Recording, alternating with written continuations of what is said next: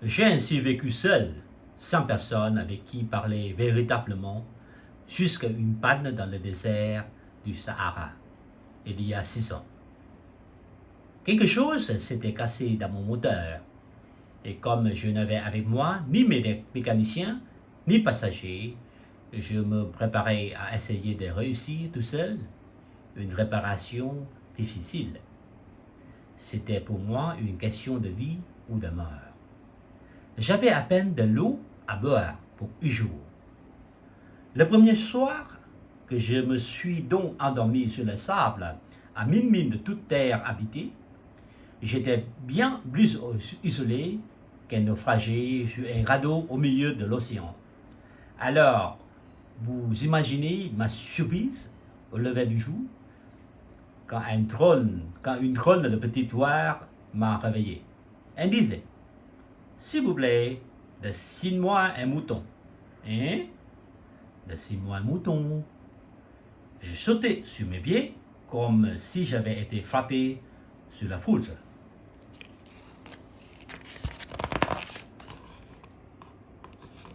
J'ai bien frotté mes yeux, j'ai bien regardé, et j'ai vu un petit bonhomme tout à fait extraordinaire qui me considérait gravement. Voilà le meilleur portrait que, plus tard, j'ai réussi à faire de lui.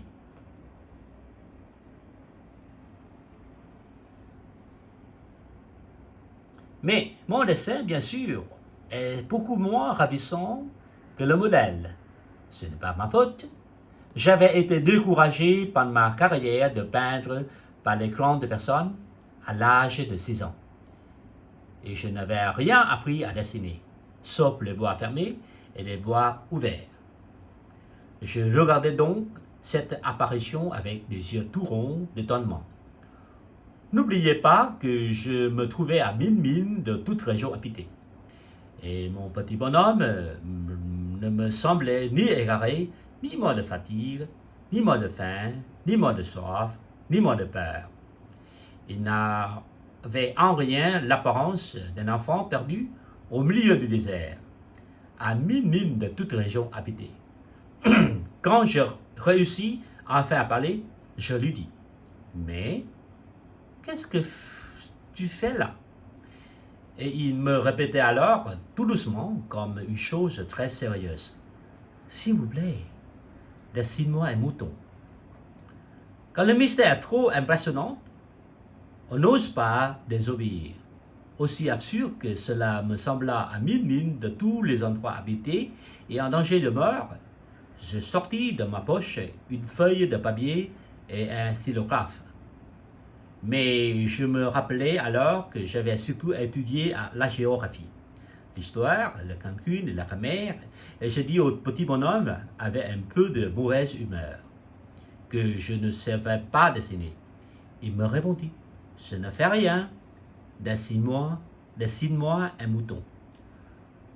Comme je n'avais jamais dessiné un mouton, je refis pour lui l'un des 2 seuls dessins dont j'étais capable, celui du bois fermé. Et je fus stupéfait d'entendre le petit bonhomme me répondre: non, non, je ne veux pas d'un éléphant dans un bois. Un bois, c'est très dangereux. Et un éléphant, c'est très encombrant. Chez moi, c'est tout petit. J'ai besoin d'un mouton. Dessine-moi un mouton. Alors, j'ai dessiné. Il regarda attentivement, puis non, celui-là est déjà très malade. Fais-en un autre. Je décidai. Mon ami sourit gentiment, avec indulgence.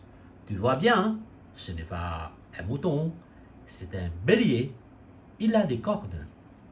Je refis donc encore mon dessin, mais il fut refusé, comme les précédents. Celui-là est trop vieux. Je veux un mouton qui vive longtemps. Alors, faute de patience, comme j'avais hâte de commencer le démontage de mon moteur, je griffonnais ce dessin-ci. Je lançais. Ça, c'est la caisse. Le mouton que tu veux est dedans. Mais je fus bien surpris de voir s'illuminer le visage de mon jeune juge. C'est tout à fait comme ça que je le voulais. Crois-tu qu'il faille beaucoup d'herbe à ce mouton?